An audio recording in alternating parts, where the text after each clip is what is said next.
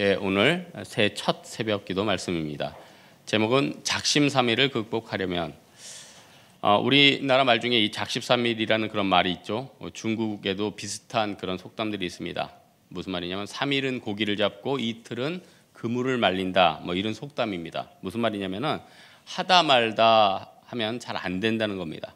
우리나라 속담이든 중국 속담이든 인간은 마음을 굳게 먹지만은 이 3일을 넘겨서 계속 지속적으로 하기 어렵다.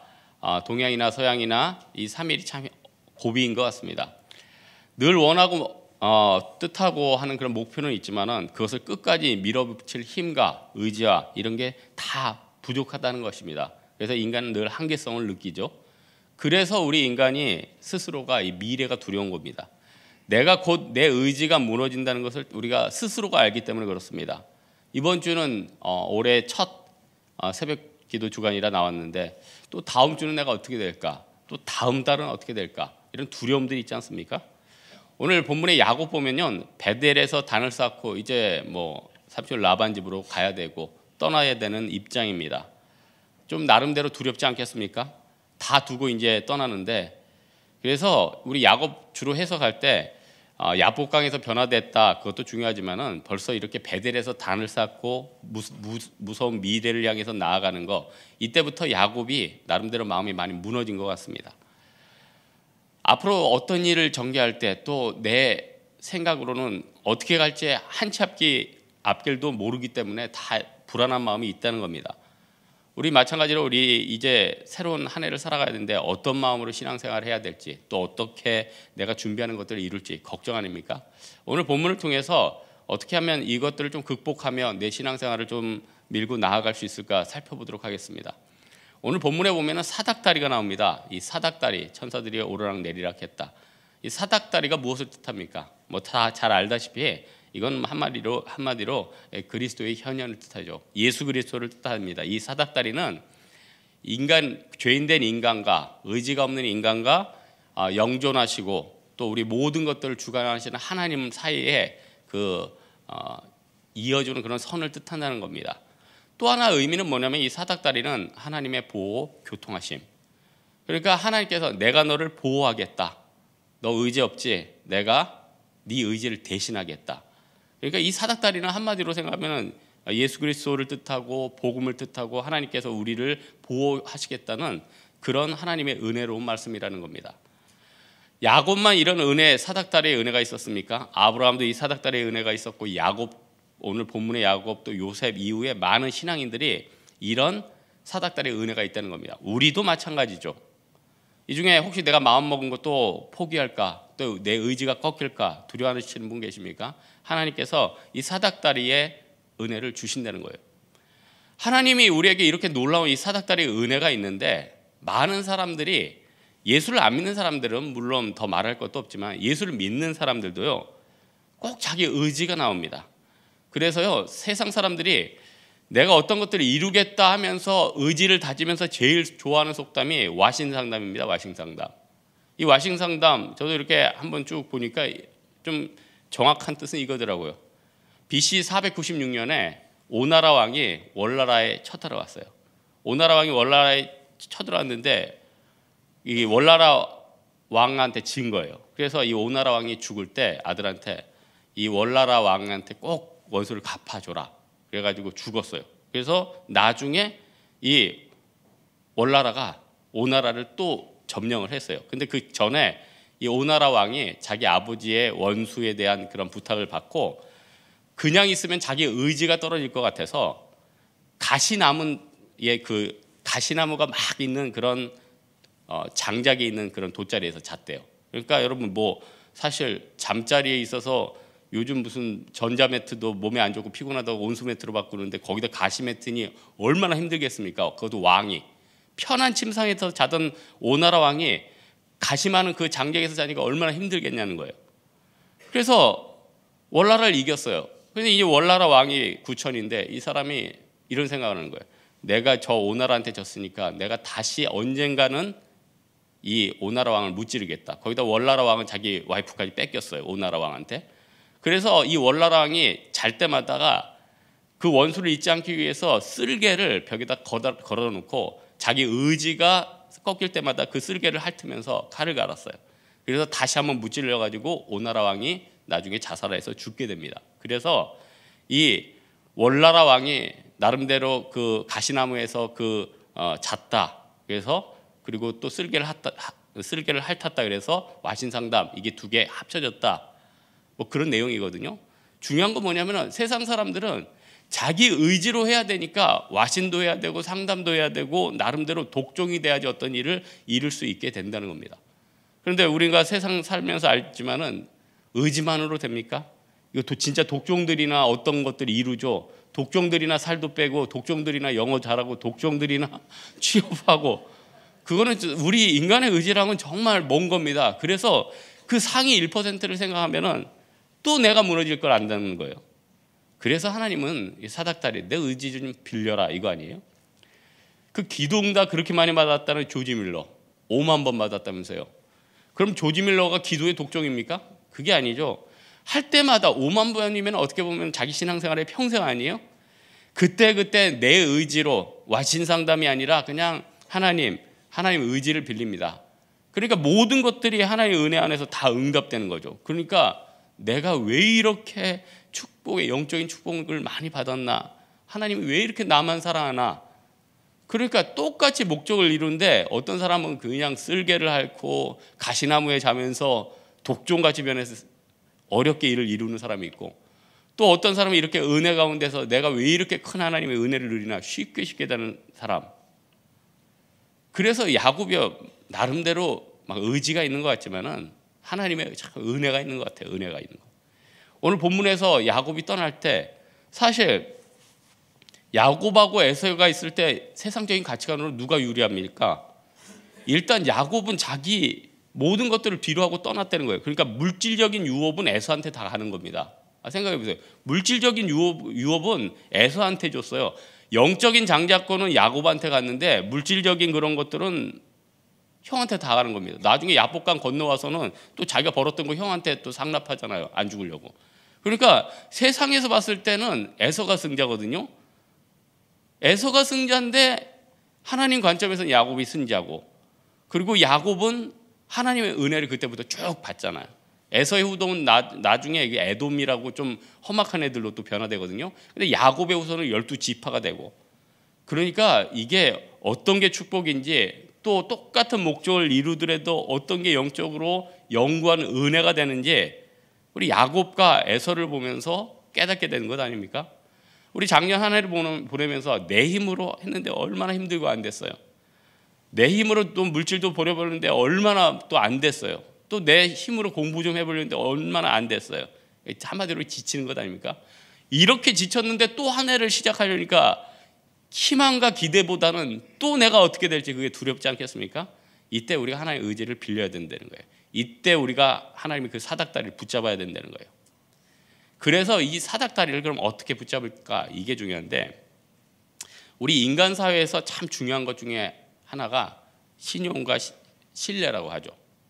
그래서 뭐 가령 예를 들어 뭐 사람끼리 돈을 빌릴 때 만약에 사람이 뭐 은행에 돈을 빌릴 때 뭘 따집니까? 이 사람 신용이 있나 없나? 그걸 일일이 확인할 수 없으니까 뭐 은행 같은 데서는 사람 담보를 요구를 하기도 하고 뭐 그런 것 아닙니까? 또 사람끼리 어떤 일을 맡길 때 저 사람한테 이 일을 맡기면 전횡을 하지 않을까? 저 사람한테 일을 맡기면 저 사람 다른 사람 핍박하지 않을까? 그래서 신뢰가 없으면 주변 사람들이 그 사람한테 어떤 일을 못 맡기죠. 그러니까 어떤 사람이 내가 다른 사람이 자꾸 나에게 어떤 일을 안 맡긴다 그러면은 사실 나에게도 그 책임이 있는 겁니다. 사람들이 공통적으로 그걸 느낀다는 거 아니에요. 이 부분에 있어서는 이 사람이 신뢰를 못 준다. 그럼 그 사람에 대해서 주변 사람들에서 원망하기보다는 내가 그 부분에 있어서 신뢰를 못 준다. 이걸 회복하는데 많이 시간이 걸리는 거죠. 그러니까 은행에서 무슨 어떤 사람이 등급이 떨어지면 그거 등급 올리는데 그렇게 오래 시간이 걸린다면서요. 마찬가지로 내가 어떤 일을 할 때 다른 사람한테 이쪽 부분에 있어서 신뢰를 잃어버렸다 그러면 그걸 회복하기 위해서 내 나름대로 노력을 해야 되는 거죠. 하나님이 인간에게 어떤 일을 맡길 때 이 신뢰가 굉장히 중요한 것 같아요. 이 신뢰가 뭐 다른 말로 얘기하면은 또 뭐 믿음이라고 표현할 수도 있겠고 뭐 하나님이 어떤 일을 맡길 때 최소한 나를 의지하는 건 있어야 될 거 아니에요. 내가 다른 이방인 왕과 똑같다면은 아니 솔로몬이 다른 이방 왕과 똑같다면 그가 하나님 앞에 도대체 무슨 신뢰를 준 겁니까? 못 준 거죠. 근데 하나님이 그를 쓰고 축복했다는 건 하나님과 솔로몬 사이 그 신뢰가 있는 것 아니에요?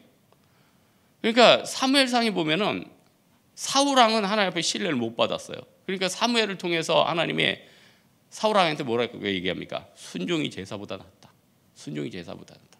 또 여러 가지 이거 뭐 여러 가지 세러모니션 하고 또 여러 가지 이것저것 나한테 뭐 물질 드리고 이런 거 중요하지만은 순종하는 게 낫다.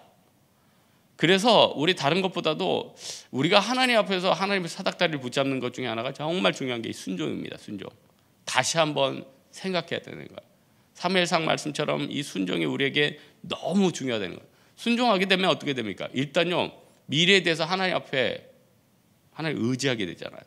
사실 얼마나 두렵고 한치 앞을 모르지 않습니까? 한치 앞을 모르지 않습니까? 지금 사실 굉장히 급변기 아니에요. 급변기. 과거도 급변기였지만 지금도 급변기. 그러니까 어떤 직장은 나름대로 지금 사양산업이에요. 사양산업. 옛날에 뭐 사자 돌림이면은 막 사람들 막 치켜 세우지만 지금은 사자 돌림도 막 지금 사양산업이 굉장히 많아요. 그러니까 이렇게 불확실한 미래에 있어서 우리가 정말 붙잡을 게 뭡니까? 이게 순종 아니에요? 순종? 많은 사람들이요, 순종하지 않으면 허무한 데 굴복해요. 예수를 믿어도요, 하나님 앞에 순종하지 않으면 어느덧 내가 세상에 나와 있습니다. 어느덧 엉뚱한 데 막 시간과 에너지를 쓰는 거예요. 그래서 솔로몬 보면은 고백하는 게 뭡니까? 전도서 2장 보면은 내가 살아있을 때 사업을 크게 했고, 물론 그때 쓰니까 살아있었네요. 살아있으면 과거에 내가 집들을 짓고 포도를 일구고 과원을 하고 수목을 짓고 남녀노비들은 사기도 하고 낳기도 하고 뭐 소유한 보배를 입고 인생들이 기뻐하는 처첩 다 줬다. 그런데 11절에 내가 모든 일과 내가 수고한 모든 것이 다 헛되어 바람을 잡는 거래요. 해 아래 무익한 거래요. 솔로몬은 이방왕 아닙니다. 믿음 가운데 섰습니다. 다윗의 계보를 잇는 왕이에요. 그런데도요, 말년에 되니까 엉뚱한 거 붙잡게 되더라는 거예요. 처음에 왕으로 섰을 때 하나님 앞에 1000마리의 무슨 그 양과 염소와 이런 것들을 드리고 소를 드렸는데 나중에 시간 지나고 나니까 그 물질에 취해서 명예에 취해서 이방 땅과 제휴하고 나름대로 시간들을 낭비하게 됐다는 거예요. 그래서 우리는요, 정말 하나님 앞에 순종하면서 필요 없는 것들 하지 않게 해달라고 끊임없이 기도해야 돼요. 악한 마귀가요, 우리한테 큰 고난을 줘가지고 우리 인생을 힘들게 하는 게 아니라 사소한 거 엉뚱한 거 관심 가져가지고 하나님보다 그거 더 사랑하게 합니다. 그래서 많은 것들을 낭비하게 만든다는 거예요. 전 지난주에 깜짝 놀란 일이 하나 있었어요. 갑자기 동사무소에서 민방위가 나왔대요. 저 이제 40세 넘어가지고 이제 민방위 끝났거든요. 근데 갑자기 저보고 50세까지 또 나와야 된대요. 제가 특별 관리 대상이래요. 전쟁 나면은 특별 관리 대상이 몇 명 있는데 우리나라에 전쟁 나면은 한식 조리사 가진 남자가 적대요. 그래가지고 전쟁터에 여자들을 요리하러 보낼 수 없으니까 한식 조리사 가진 남자들만 뽑아가지고 연락을 다 해서 매년 민방위 훈련을 받고 전쟁이 나면 끌려가서 그 음식을 해야 되는데, 아니 목사가 제가 전쟁 나면 종군 목사로 뛰어야 되는데 지금 칼 들고 지금 요리를 하게 생겼어요. 이거 뭐 법인이 따라야 되는데, 그러면서 이거 내가 괜히 땄나 이거 지금? 아니 그 힘들게 민방위 다 끝내가지고 그 졸면서 그 뭐 화생방 무슨 뭐 불나면 소방수 끄는 거 그 맨날 배가지고 이제 끝났다 했는데 다시 이제 50세까지 해야 되는데 이걸 내가 왜 한 건지. 어?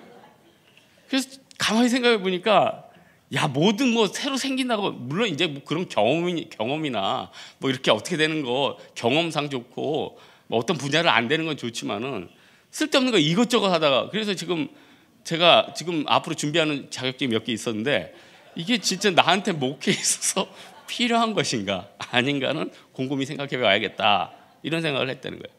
우리는 틀립니까? 헛된 노력할 때 굉장히 많다는 거예요. 우리 2015년대는 끊을 건 끊고요, 정말 한마디로 잘라가지고 예수님 붙잡는 거예요. 오직 예수, 뭐 그것 이상 있습니까? 가장 크잖아요. 그러면서도 마음이 세상에 뺏기는 게 우리들 아닙니까? 여러분, 인간은 누구든 나중에 다 깨달아요. 심지어 불신자들도. 제가 지난번 설교 때 이병철 회장 얘기했잖아요. 그분도 돌아가기 두 달 전에 인생의 종착역은 무엇인가? 죄는 어디서 온 것인가?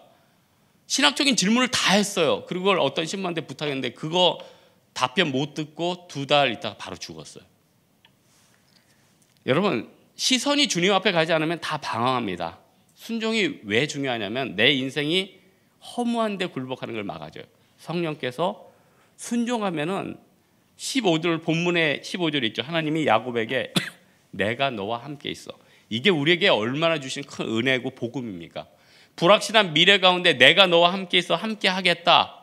세상적인 사람들은요, 세상의 미래에 대해서 연구하고 앞으로 어떻게 해야지 먹고 살 것인지에 대해서 얘기하고 통일 후를 얘기하고 앞으로 나라의 세수가 줄어드는 것에 대해서 얘기하고 무한 경쟁에서 중국과 일본 사이에 끼어있는 우리나라를 걱정하고 우리나라 많은 기업들이 무너진다고 걱정합니다. 근데 순종하면요, 각 사람에게 하나님이 다 예비를 해 주신다는 거예요. 성령께서 우리에게 복을 주신다는 거예요. 오늘 본문 14절에 보니까 내 자손이 땅에 티끌같이 되어 내가 서쪽과 동쪽과 북쪽과 남쪽으로 퍼져갈지며 땅의 모든 족속인 너와 내 자손으로 말미암아 복을 받으리라. 이 복이 어마어마한 거예요. 이 복이 우리 인생을 완전히 뒤집는 거예요. 내가 생각할 수 없는 엄청난 복이라는 겁니다. 그래서 정말 만복의 근원이신 하나님이 물질계와 영적인 계와 나의 모든 인간관계의 모든 것을 송두리째 주관하신다. 그러면요, 그 많은 복이 실질적으로 나에게 임하게 된다는 겁니다. 야곱이 이 복을 붙들었거든요. 그러니까 물질과 12 아들의 후손들과 또 하나님 앞에 놀라운 축복이 앞으로 그 인생 가운데 기다리게 됐다는 겁니다. 여러분, 야곱 말년에 어떻게 됐습니까? 야곱도 젊었을 때 말년을 생각했겠죠. 내가 늙으면 어떻게 될까? 나 형한테 모든 거 주고 떠났는데. 나중에요, 야곱과 야곱 후손들이 그렇게 기근이 있을 때 요셉 미리 보내가지고 요셉이 싹 살렸어요. 그러면 하나님이 야곱의 노후까지 다 책임진 거 아니에요? 우리 각 사람들은 그래요. 청년들이면 20대면 30대 후반을 걱정하고 30대면 40대를 후반하고 그 이상들은 나의 노후를 다 걱정을 합니다. 근데 하나님의 만복의 근원 되신 하나님은 이 모든 것들을 예비하신다는 거예요. 여러분, 야곱은 순종 가운데 헌신과 드림이 있었어요. 22절에 보면 내 모든 것 중에 10분의 1을 드리겠다. 또 내가 하나님 앞에 순종하겠다. 솔로몬은 1,000번째를 드렸고. 이거 하나님 앞에 순종하게 되면요, 내 모든 삶의 전폭적인 모든 부분이 하나님 앞에 내려놓게 된다는 거예요. 하나님 앞에 나아가게 된다는 겁니다. 불순종의 저주가 무엇입니까? 내 고집대로 사는 거죠. 내가 와신 상담하는 거죠. 내가 뭐 드리게 될 때 고민하게 된다는 거죠. 오늘 말씀에 결론을 맺겠는데, 하나님께서는 질투하시는 하나님이라면서요. 언제 질투하십니까? 하나님 능력 안 빌릴 때, 하나님과의 최소 신뢰관계가 깨질 때. 하나님이 왜 질투하냐면 그게 너무 안타까워서 화가 나는 거예요. 내가 너에게 엄청난 복을 주고 너에게 조지 밀러처럼 5만 번 기도하면 응답될 수 있는 그런 충분한 은혜와 복이 있는데 이거 좀 순종의 단계를 통해서 좀 받으면 안 되겠니? 야곱이 단을 쌓고 베델에서 첫발을 내딛듯이 우리도 새해에 새벽 예배를 통해서 첫발을 내딛고 있습니다. 그때 어떻게 해야 되겠습니까? 의지 다지지 말고 하나님, 주님께서 보내신 그 사닥다리 붙잡기 원합니다. 순종과 신뢰의 관계로 내가 진짜 2015년도에 하나님 앞에 깊어지기 원합니다. 이 믿음 가지고 주님 앞에 다시 한번 기도와 예배 가운데 서는 우리들 되기를 주님의 이름으로 축원합니다.